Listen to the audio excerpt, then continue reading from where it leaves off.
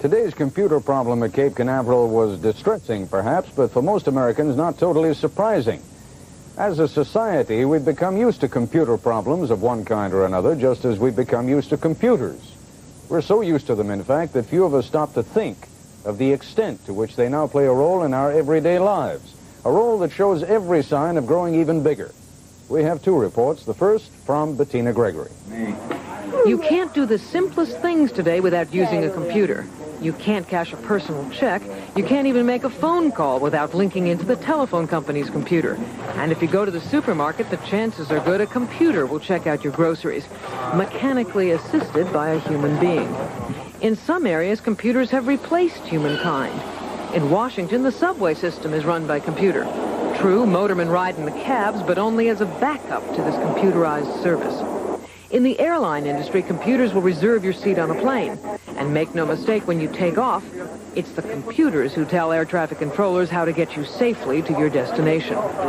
Computers have revolutionized the personal credit card industry.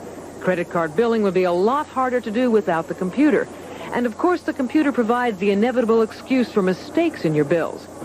Humans often feel like Don Quixote tilting at windmills when it comes to fighting the almighty computer. Miracles of modern medical diagnosis are made possible by computers, and academic research is more comprehensive. Computers have had an enormous impact on television journalism. ABC News researchers have millions of hours of film and videotape right at their fingertips. Film of an elephant? There are 223 entries in the ABC News library. An elephant at a circus?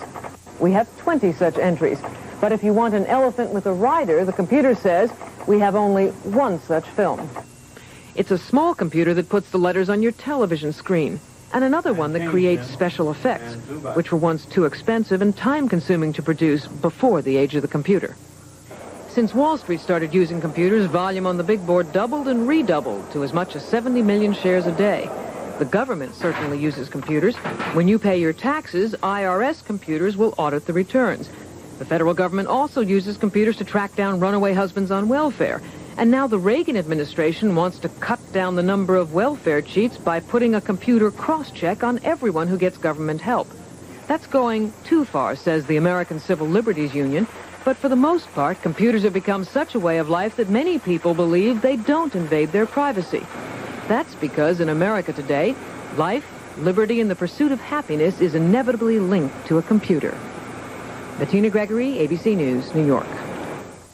This is Ken Kashiwahara. Personal computers are being welcomed in schools and in businesses and in homes without any mention of invasion of privacy.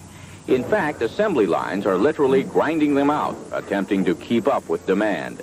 Personal computers have become popular because of their size and their cost.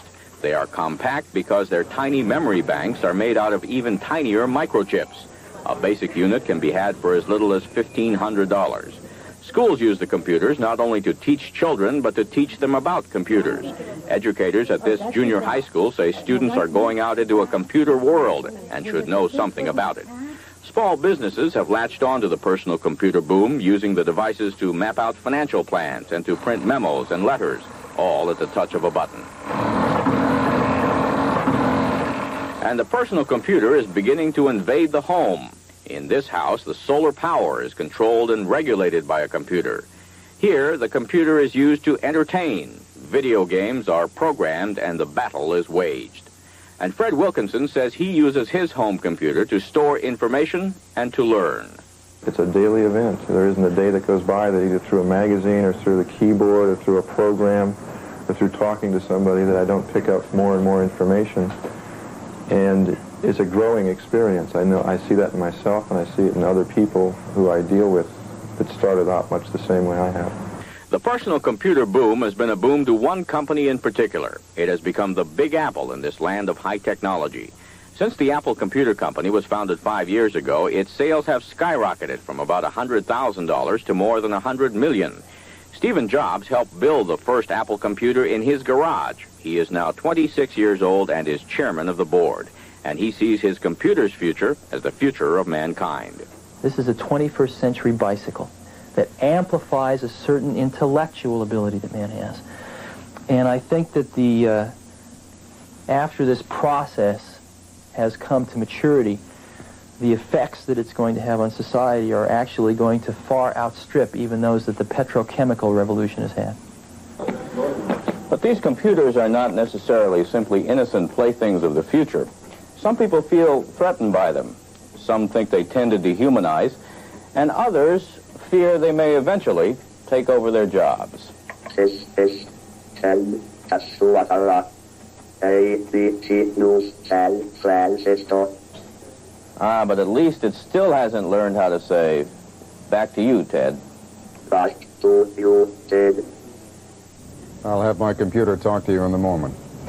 And in a moment, we'll talk live with the chairman of the Apple Computer Company and with a writer who warns of the dangers that computers pose to society. An example of sort of the role that computers are now playing in our lives, in the sense that that computer that malfunctioned was really as critical to the success of the shuttle as the thrust of the boosters that were going to lift it up in the air.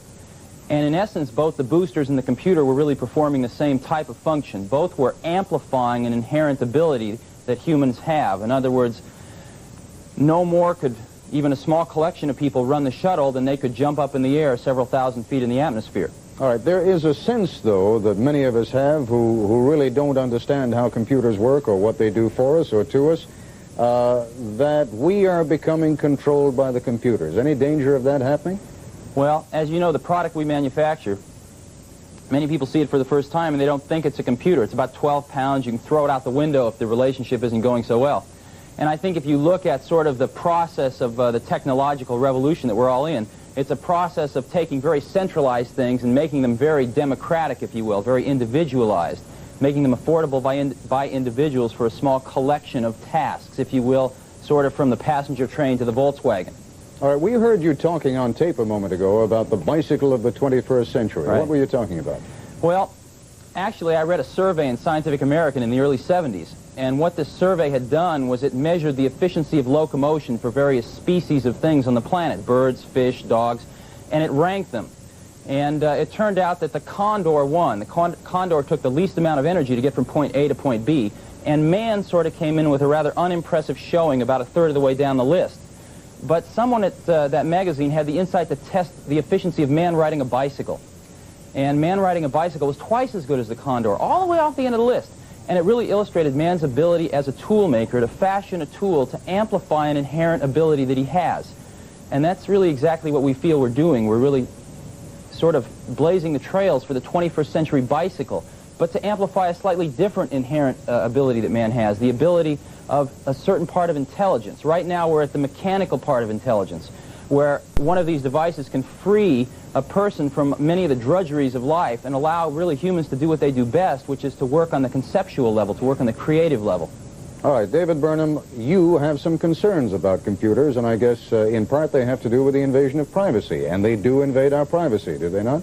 They certainly do, and we have many examples from our history. Mr. Jobs said that the computer amplified the ability of man.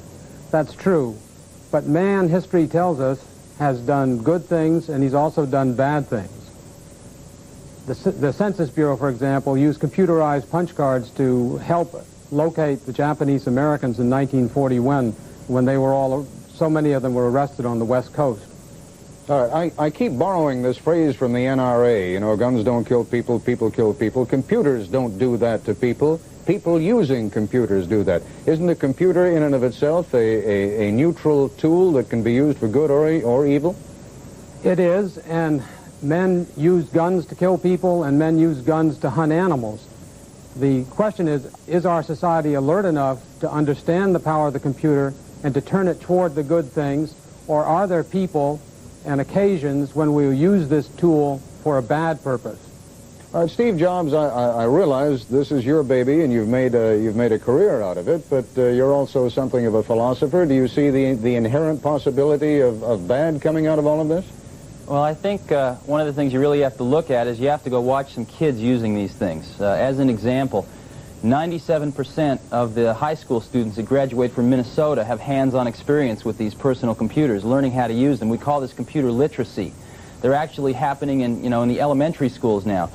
And you go watch kids interact with these computers, and what you find is far from something quite harmful. In effect, what you see is an instantaneous reflection of a part of themselves, the creative part of themselves being expressed. And it's just very, very difficult to see these kids using this tool and realizing that they're going to have these tools available for the rest of their lives to portray that as something very harmful. It's actually something quite democratic. All right, but I mean, the government, and I think Mr. Burnham was leading us in this direction, the government has the capacity by using computers to get all kinds of information on us that we're really not even aware that they have. Isn't that dangerous? Well, I think the best protection against something like that is a very literate public, and in this case, computer literate. And I think you're actually seeing that happen right now. In the personal computer area, again, computers that people can afford themselves, we've already reached approximately 1 in every 1,000 households in the United States. And I think over the next 5 or 6 years, that figure will be 1 in 10. Ultimately, it will be 1 in 1. And I think the feeling of computer literacy among the populace is the thing that, for me at least, gives me the most comfort that that centralized intelligence will have the least effect on our lives without us knowing it. Mr. Burnham, are you comforted by that thought, that somehow we will all have the capacity to defend ourselves against computers by owning and being able to control computers?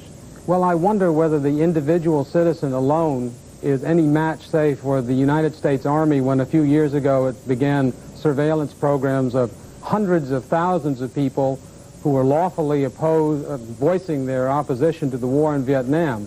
I wonder whether the individual citizen can control the Army, or whether the individual citizen can control the Census Bureau if it decides to break the rules and make information available which the citizen has given to it.